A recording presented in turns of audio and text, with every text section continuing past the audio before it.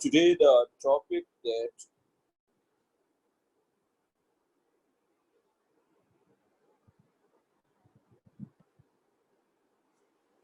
today the topic that we are going to cover is uncertainty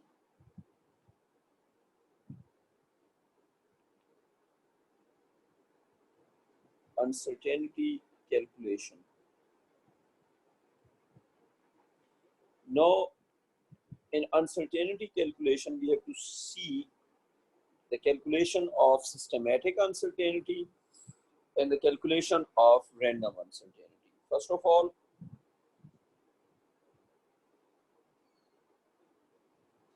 calculating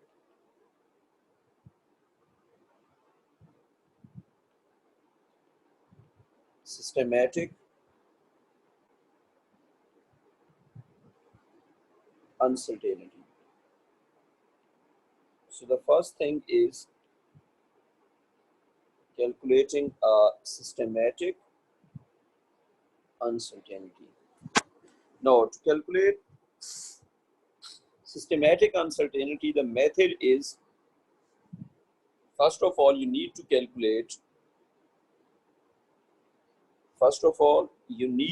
calculate the average of the data. So this is the first thing. First of all, you must calculate the average of the data, and then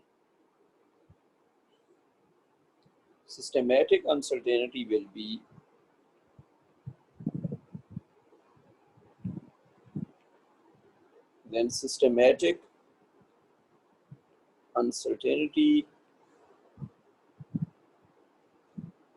equal to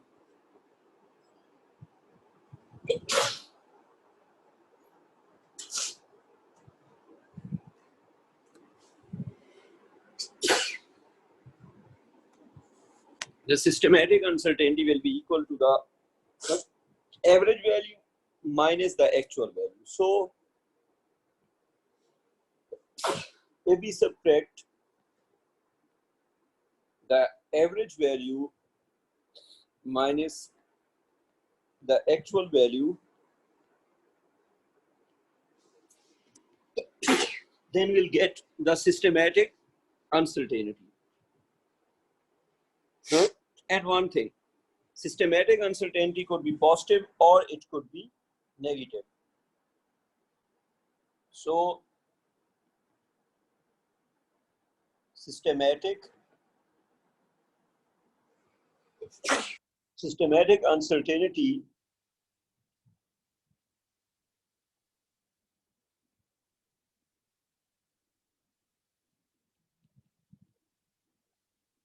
will be positive if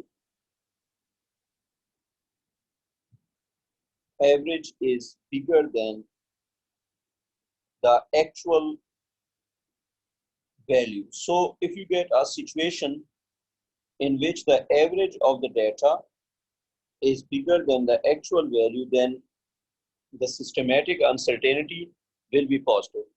And you can also have a negative systematic uncertainty. So systematic uncertainty will be negative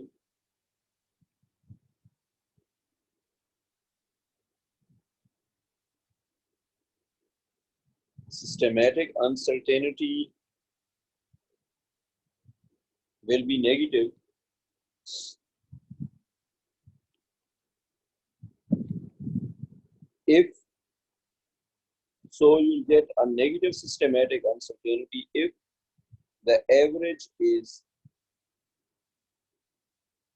smaller than the actual value. Now let's solve some examples for systematic uncertainty. Example number 1.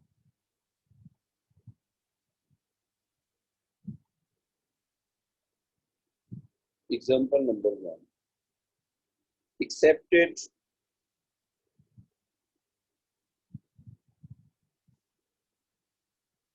value of G in a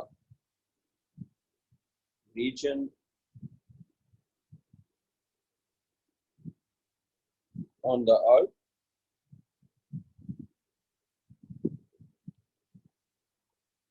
is 9.81 meter per second square. No, what is this? This is the true value. For any experiment, the value that is accepted by the majority or the common accepted value is called the true value. Now, an experiment is performed. An experiment is performed to find smaller g. The repeated values, the repeated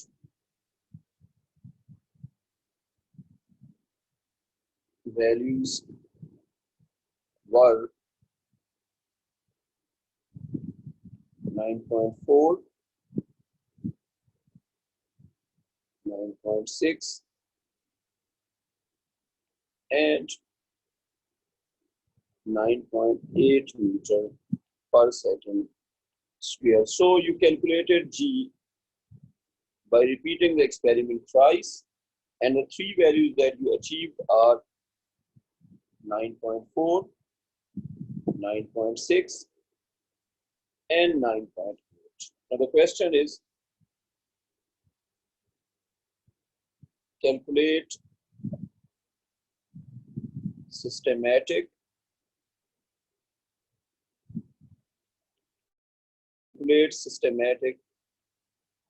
error. Now the first step is calculate the average of the data. Calculate the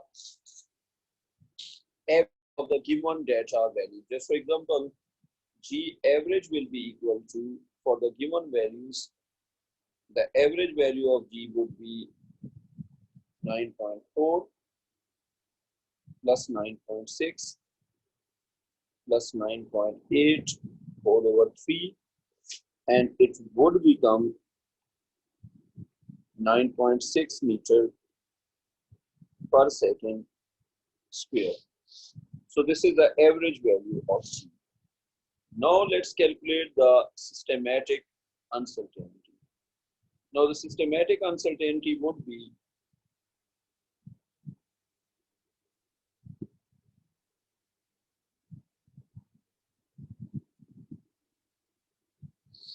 according to the formula, systematic uncertainty would be the average value minus the actual value. So the systematic uncertainty will be equal to the average value minus the actual value. So you have average value as, you see, it is 9.6 and the actual value is 9.8. So it would become 9.6 meter per second square minus 9.81 meter per second square, and the answer would be negative 0.2 meter per second squares. And the least precise value has one decimal, so the answer of subtraction should have one decimal point. So this was an example of calculation of systematic error. In this example, average 9.6 was less than the actual value. That's why the uncertainty, systematic uncertainty is negative. If you look carefully, this average is smaller than the actual value. That's why systematic uncertainty is negative. Now, one more example. An example is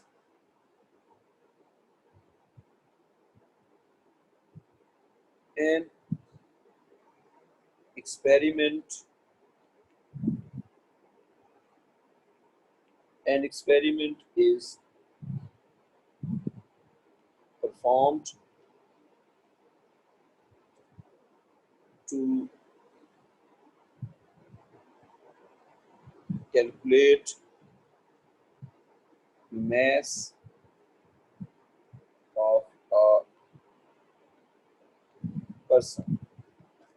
So you perform an experiment to find the mass of a person. Repeated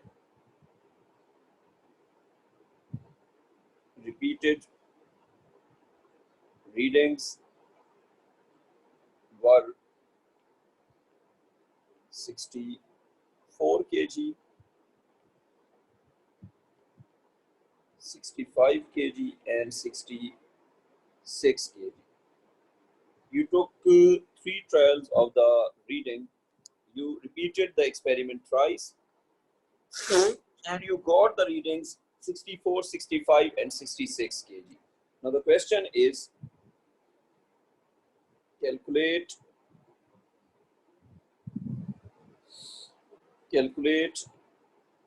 systematic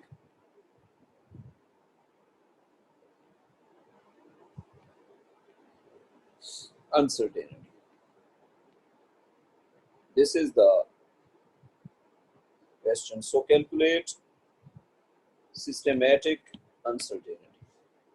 And answer to this question would be, you see, in this experiment, the actual value is missing.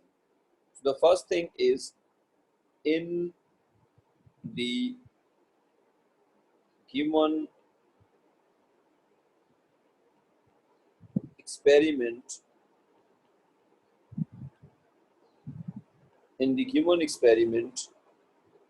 actual value is missing. So you have no idea what is the actual mass of the person. Hence, systematic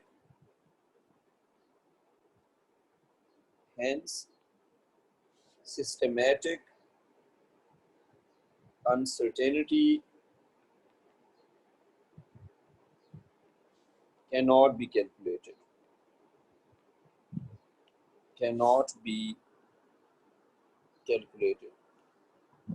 So one thing should be clear. To calculate the systematic uncertainty, you need the actual value. Here, the actual value is missing, so you cannot calculate the systematic uncertainty. Now, let's calculate random uncertainties. Calculating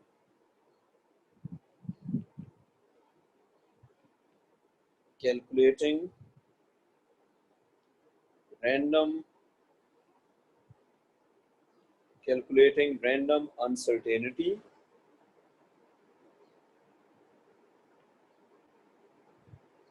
in a reading, and then calculating random uncertainty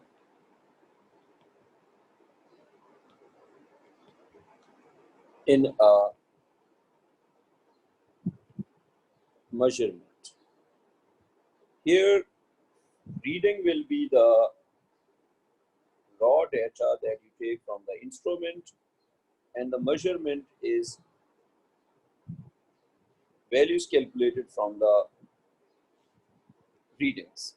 Now, first of all, random uncertainty in the raw data taken from the instrument. Let's go for some examples. Random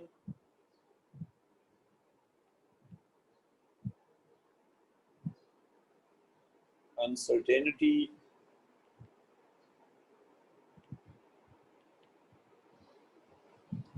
in a reading.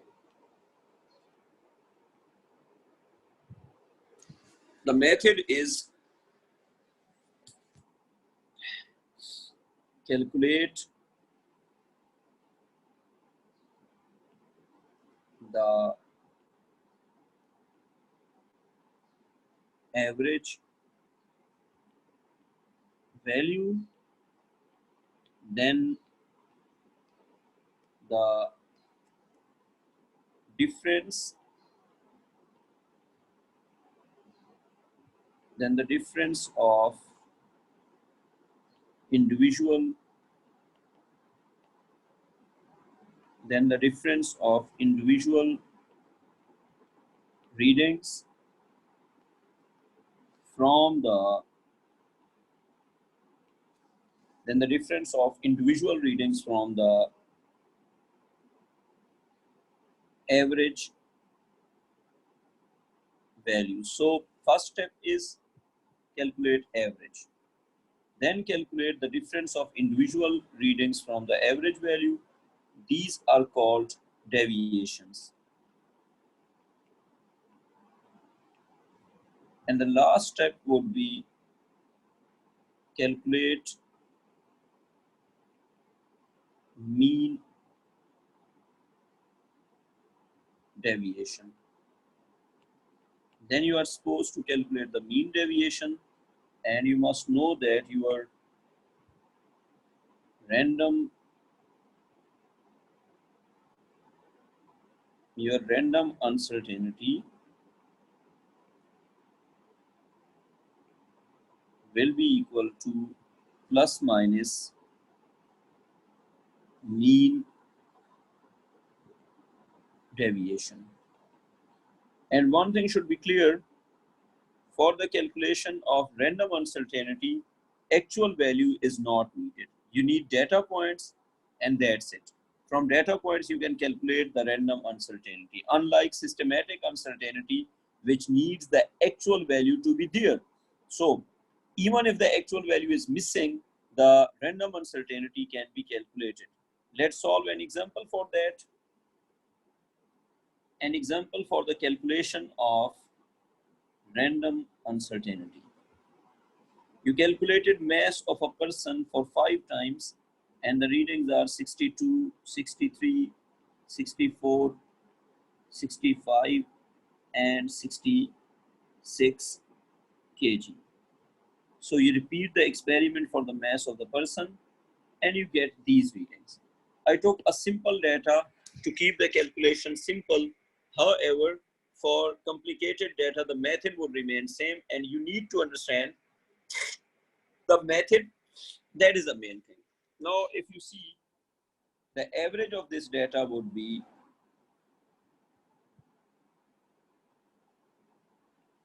62 plus 63 plus 64 plus 65 plus 66 whole over 1, 2, 3, 4, 5. And the answer would be 64 kg. So the average value of this data is 64 kg. Now, for the calculation of random uncertainty, you need to calculate the deviations. First of all, your data points were 62, 63, 64, 65, and then you have 66. Now you see the average was 64. Calculated the average and it was 64. Now calculate the deviation of each point from the average. and ignore the sign of deviation. Just calculate the difference. Here it is 2. Here it is 1. Here it is 0. Here it is 1. Here it is 2. Now, this is the deviation of individual points from the average. 2, 1, 0, 1, and 2. Now calculate mean deviation. The mean deviation is, you see, 2 plus 1 plus 0 plus 1 plus 2 whole over 5. So it would be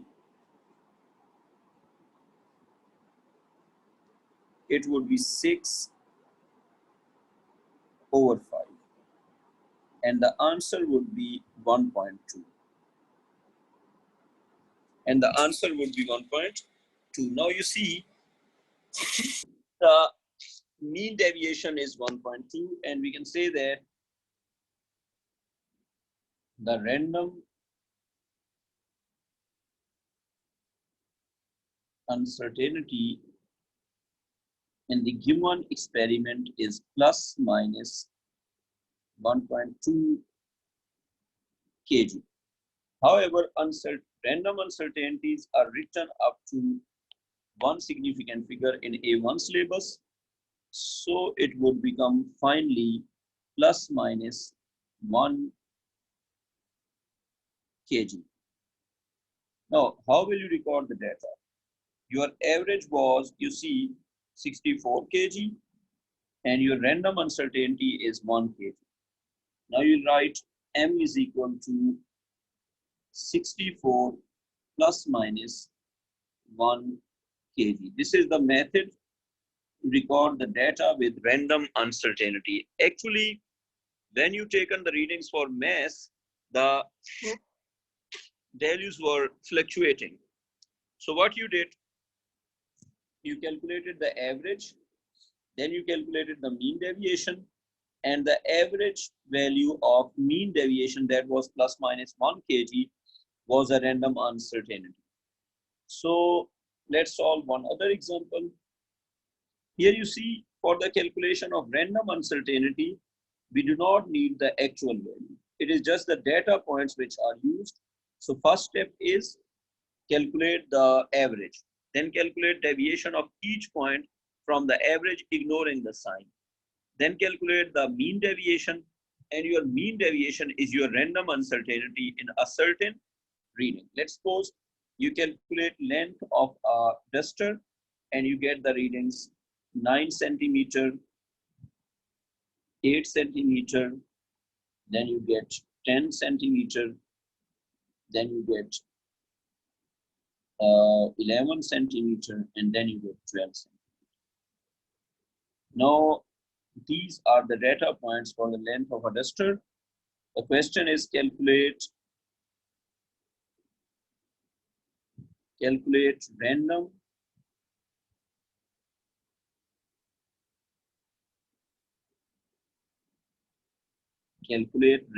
uncertainty in the length of the duster. So the question is calculate the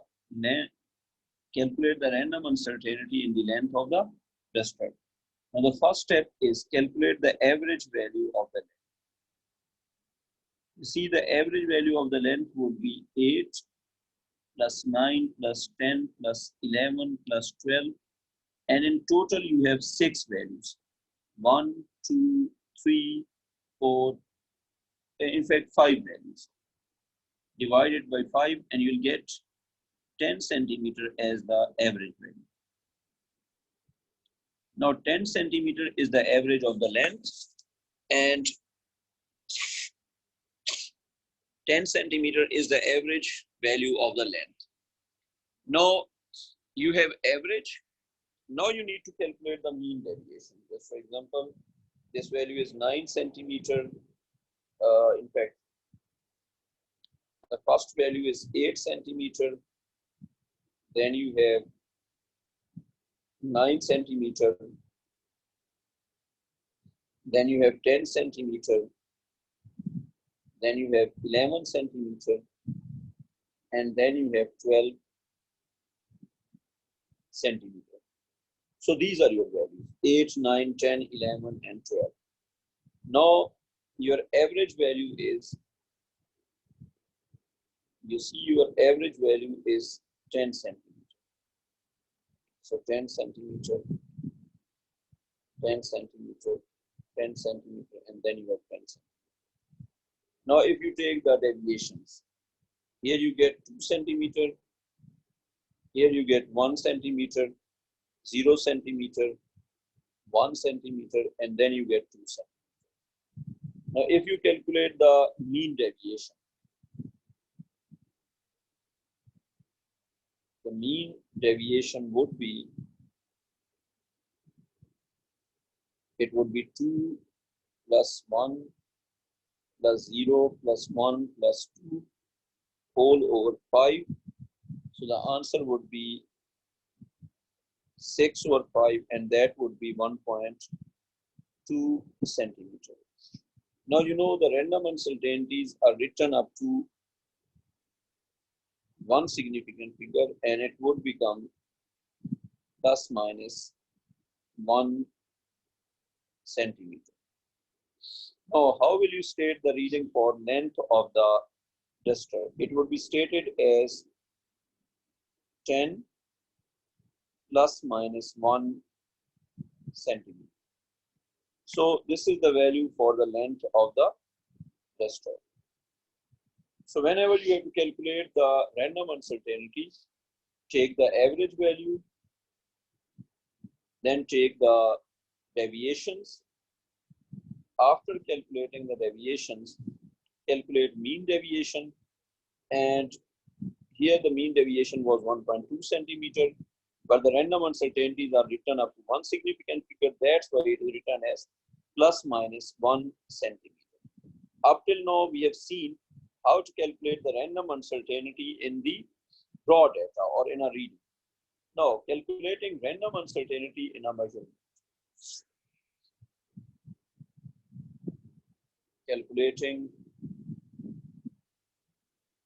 random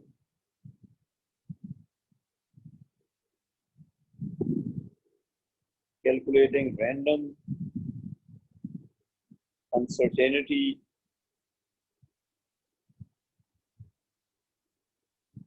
in a measurement. This is a topic that we'll cover tomorrow.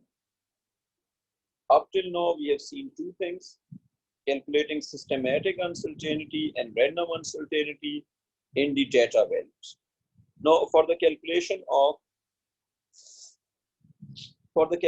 systematic uncertainty, you need the actual value. Without having the actual value, you cannot calculate the systematic uncertainty. However, the random uncertainty can be calculated even if the actual value is missing. So this is the topic for today, and we'll start the calculation of random uncertainty in a measurement tomorrow, inshallah. Take care, students. Khudafez.